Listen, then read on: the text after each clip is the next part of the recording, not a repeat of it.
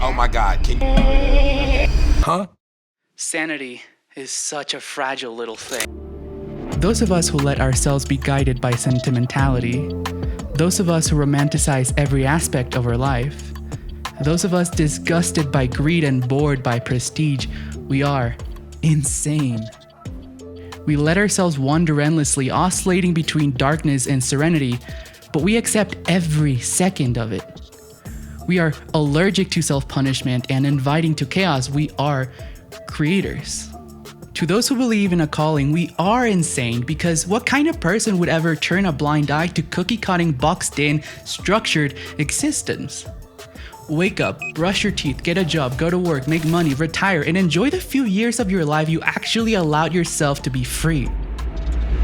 Nah, I'm gonna be completely and utterly me from day one.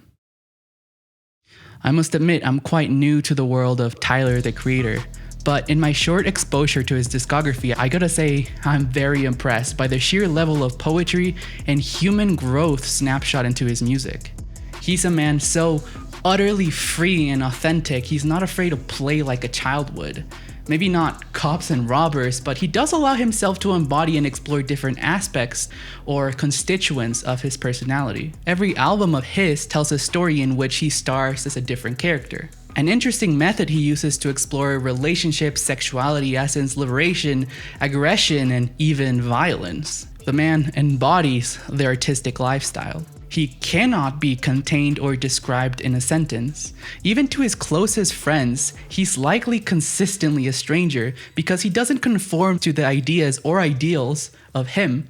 By the time you get to know him, he's a completely different person. So these black kids, they can be who they are. Dye your hair blue, shit, I'll do it too. Look. As I had said earlier, throughout his albums, he explores different aspects of his personality. We got characters like Ace, Wolf Haley, Samuel, Troncat, and even more recently, Igor and Tyler Baudelaire. I think that's how you pronounce it. A concept that is not entirely new to the world of music. You see, in the 1800s, there was this composer Robert Schumann who shared a similar approach to studying his psyche through music. He had two characters, Florestan and Eusebius.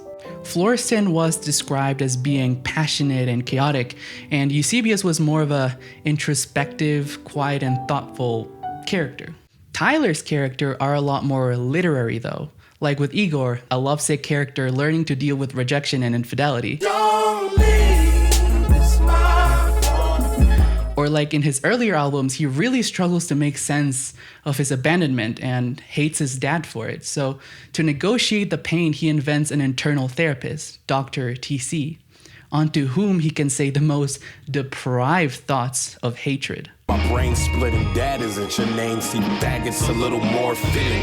While admittedly, it's not a particularly common practice, it does make sense why artists sometimes use characters to explore themselves through music.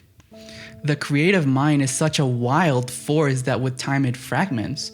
We carry a strong cognitive dissonance because we embody many contradictions. We thirst for experience because we're so sensitive and so emotional that we feel this calling, this magnetic pull in opposite directions. Attention, our mind can only hold for so long before it ruptures into many pieces. We are passionate and simultaneously crave peace and silence. We create for ourselves yet want to be recognized. We search for truth outside of rational thought. We are a walking, talking contradiction. I'm a fucking walking paradox. No, I'm not. Threesomes with a fucking If you sit down and analyze all of Tyler's characters, you find that within a single album, he can be both violent and caring, grotesque and poetic, hilarious and deeply emotional. His sound reflects not only his chaotic creative process, but also his unstructured approach to life.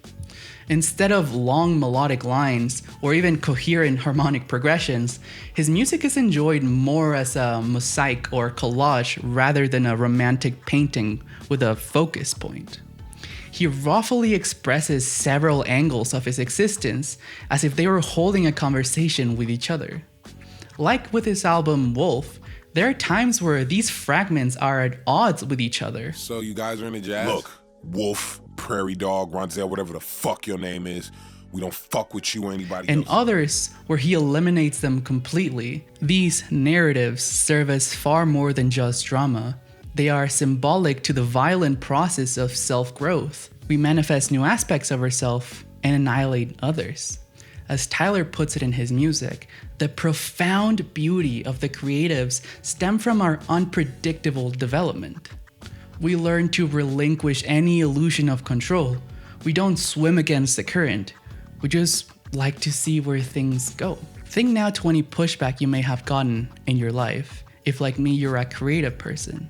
If I may take you back to my river metaphor, to the school of fish desperately swimming upstream, the one who lets go and goes in a completely separate path, he is segregated not because he's rejected, but because he discovers stillness for the first time. Let me save you some torment and tell you now that these facts do not make us better than anyone. Structured minds build houses, unstructured minds turn them into homes. We are equally necessary polarities. Just don't let anyone define who you are for you.